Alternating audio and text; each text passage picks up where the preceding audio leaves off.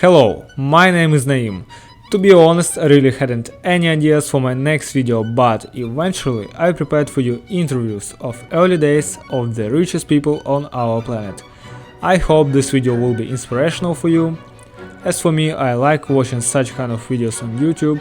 It's always interesting to see how successful people started their journey. Let's get started.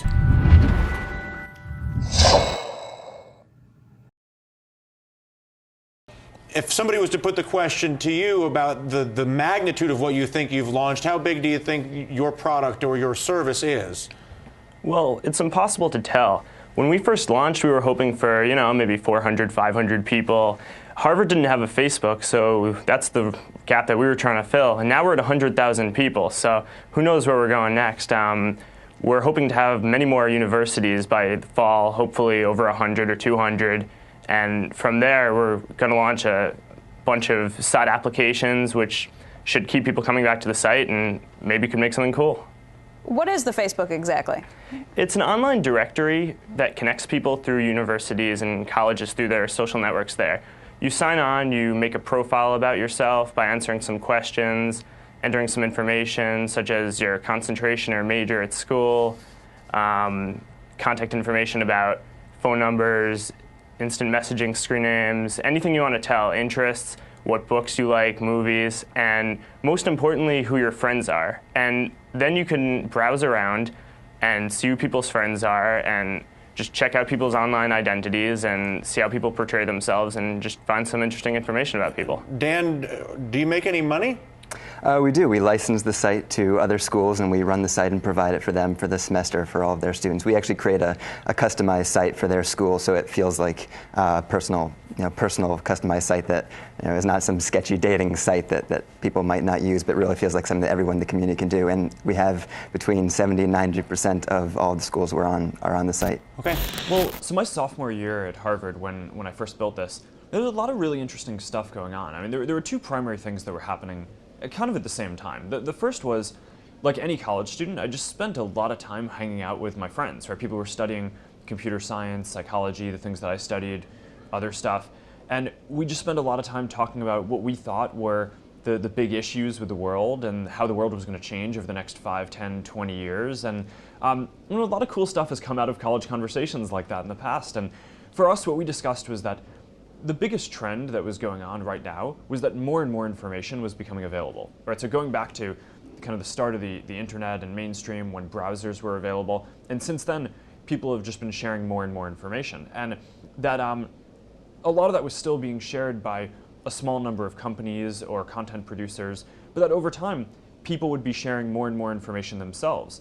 And how that happened was a really important thing, right? So people care a lot about controlling information about themselves, their reputation, their privacy, and there was just a kind of a big question about whether the world would evolve in this way that people would have control over that themselves, or if that information would just be available. And so that's kind of, on the one hand, we spent like all this time discussing that, and then on the other hand, I just built this little thing, right? And so kind of had those conversations in the back of my head, but what I was building was this application for Harvard students, 6,000 people, to share some information about themselves and stay connected with their friends and family. And what we've basically just found since then is that that application is something that almost everyone wants to use, right? Everyone has an identity that they want to express and friends and family that they want to stay connected with. And it's grown from that original 6,000 person student body to more than 250 million people across the world. And the cool irony in it is now we've actually had an opportunity to shape how that first sort of big trend that my friends and I discussed 5 years ago about more information being available and people having control over their information, we've now been able to shape a bit how that plays out. So that's been a really fun part of it. Hi, Elon Musk speaking. It's 7 o'clock in the morning, and Elon Musk anxiously waits for his golden payoff, his prize for paying his dues in the valley. I expect to receive a car that I've just bought, which is called the McLaren F1. It's $1 million for a car. It's decadent. There are 62 McLarens in the world, and I will own one of them. Back in '95, there weren't very many people on the internet, and certainly nobody was making any money at all. most people thought the internet was going to be a fad. Not this South African entrepreneur. Musk sold his first computer program at the age of 12, and he hasn't stopped selling since. Wow, I can't believe it's actually here. It's pretty wild, man. Just 3 years ago, I was showering at the Y and sleeping on the office floor. And now, obviously, I've got $1 million car and quite a few creature comforts. It's just a moment in my life. All clear? My values may have changed, but I'm not consciously aware of my values having changed. My fear is that we become spoiled brats, that we lose a sense of appreciation and perspective. A year ago, Musk sold his software company, Zip2, which enabled newspapers to publish online for $400 million cash. Receiving cash is cash. I mean, those are just a large number of Ben Franklins. It's the perfect car for Silicon Valley, it really is. There it is, gentlemen, the fastest car in the world. I could go and buy one of the islands in the Bahamas and turn it into my personal fiefdom. Wow. I'm much more interested in trying to build and create a new company. So this is an ATM. What we're going to do is transform the traditional banking industry. I do not fit the picture of a banker. X.com, this is Julie. Raising $50 million is a matter of making a series of phone calls, and the money is there. I've sunk the great majority of my net worth into X.com, which is the new banking and mutual funds company on the internet that I've started. Big X. Exactly. X.com. I think X.com could absolutely be a multi-billion-dollar bonanza. Because if you look at the industry that X is pursuing, it's the biggest sector of the world economy. Is that a McLaren F1? Yes. Oh my God. That's unbelievable. It's sort of like a series of poker games. And now I've gone on to a more high-stake poker game and just carry those chips with me. And I haven't gone and taken my winnings and spent a big chunk, but I've just really put almost all of it back into the new game. No, I'd say the real payoff is the sense of satisfaction in having created the company that I sold. Yes, with the cars. But the car sure is. The cars. Sure is Let's fun. be honest. Sure is You'll fun. take the car. If you talk to any of these people who have hit the jackpot early, they don't even have a conceptualization of the amount of money that they have. It's funny money. It's something you don't even think about. The amazing thing is that almost none of them quit, even when they could. It's not a vesting thing. It's not that there's some secret clause in there that keeps them from doing it. They want to do what they're doing. They think that to stop doing that is death. I'd like to be on the cover of Rolling Stone. That'd be cool. Introducing Macintosh. It does all the things you'd expect a business computer to do.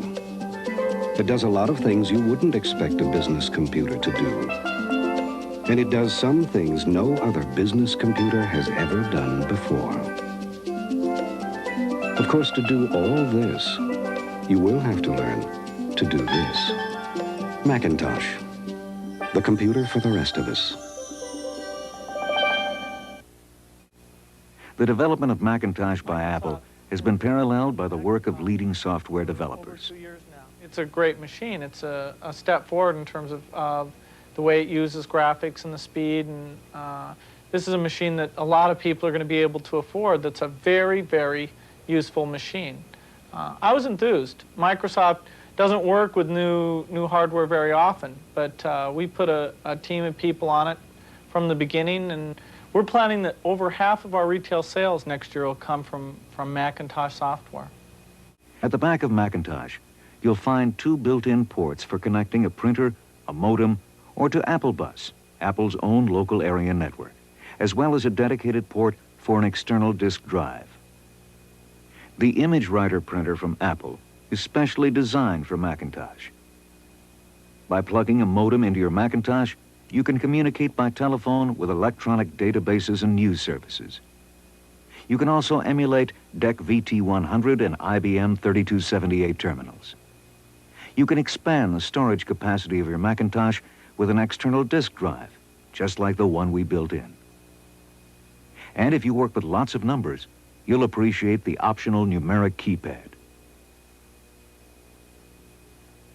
And when you're ready to travel, Macintosh can easily go along. The durable carrying case is strong and waterproof. Your Macintosh, keyboard, mouse, manuals, and software all fit neatly inside.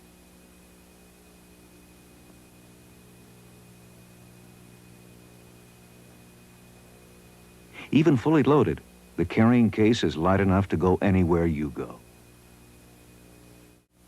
The real genius of Macintosh, the world's newest personal computer, isn't its 32-bit microprocessor or its Lisa technology, or that it captures the power of a mainframe on a board 10 by 10 inches, or even that it costs half as much as computers half as powerful.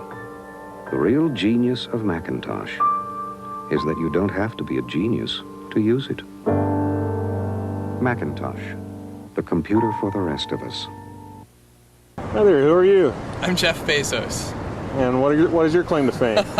I'm the founder of Amazon.com. Where did you get an idea for Amazon.com?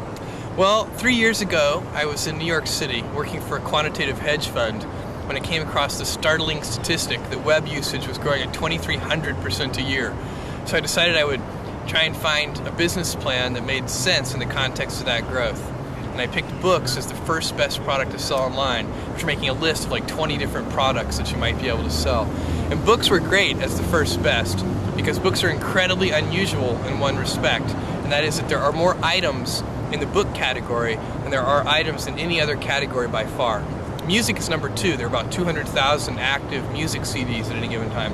But in the book space, there are more than 3 million different books worldwide active and in print at any given time across all languages. More than 1.5 million in English alone. And so when you have that many items, you can literally build a store online that couldn't exist any other way. And that's important right now because the web is still an infant technology. Basically right now, if you can do things using a more traditional method, you probably should do them using the more traditional method. What kind of inventory do you keep? We inventory the best-selling books. At any given time, we're inventorying in our own warehouse only a couple of thousand titles. And then we do almost in-time inventory for another 400,000 titles or so. We get those from a network of we order electronically from a network of wholesalers and distributors. We order those today, they're on our loading dock the next morning. Then for another 1.1 million titles, we get those directly from 20,000 different publishers, and those can take a couple of weeks to get.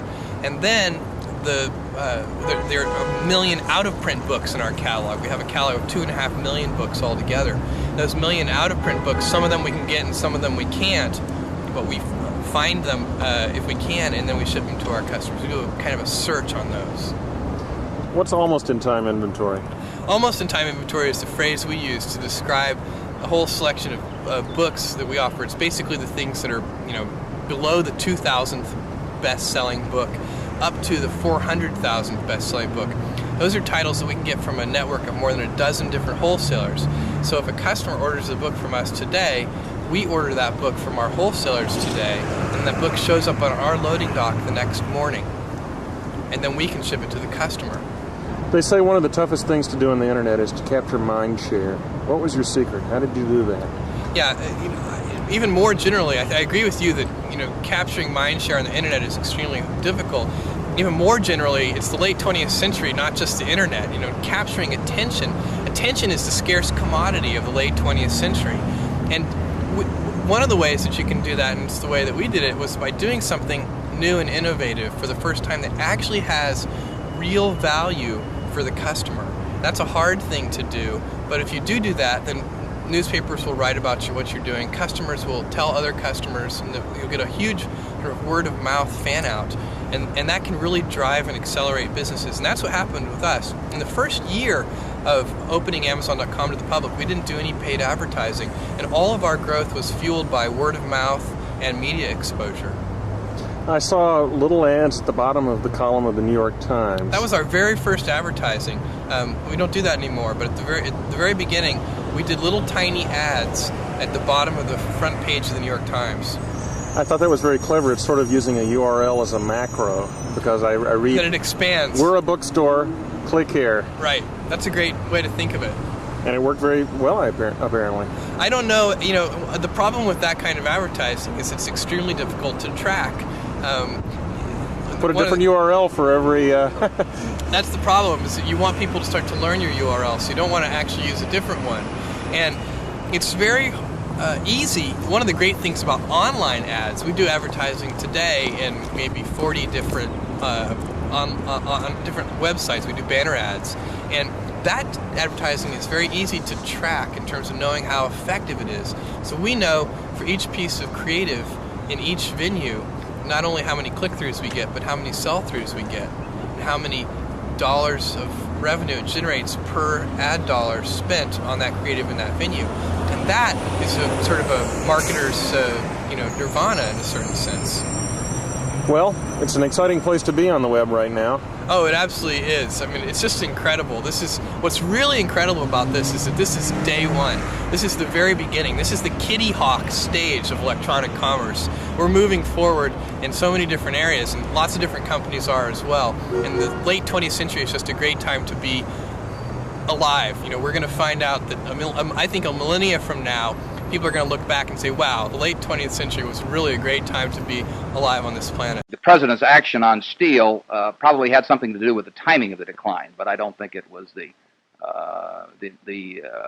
factor which determined the amount of the decline. For some time, stocks have been rising at rather rapid rates. Corporate earnings have not been rising. Dividends have not been increasing, and it's not to be unexpected that perhaps a correction of some of those unusual factors on the upside might occur on the downside. Some observers from time to time say that the stock market is a forecaster of events to come. Can you predict, or would you care to take a look at what you think this might be forecasting, the decline? The stock market has been a good forecaster from time to time in the past. It also has been a rather poor forecaster occasionally. For example, the last 4 or 5 years, the stock market has been booming along and presumably forecasting better business, which has really not materialized. Corporate profits are not any better than they were 5 years ago, but stock prices are 50% higher or thereabouts. So maybe the stock market is really correcting a previous incorrect forecast this time rather than making a new correct one. Well, in a nutshell, Mr. Buffett, can you give us your opinion of just exactly what happened, what caused it? Well, there was undoubtedly some forced selling the week when the stock market hit the news. The previous week, prices had declined about 6% for the week on average, and there was some stock that was forced upon the market both by margin calls from brokers and some that was forced out by improperly secured bank loans. And this in turn set up a self-generating mechanism on the downside for a while, which we may have seen the last of and which we may not have seen the last of. And that's all. Thank you for watching. Don't forget to drop a like or dislike, leave a comment down below, and see you in the next video.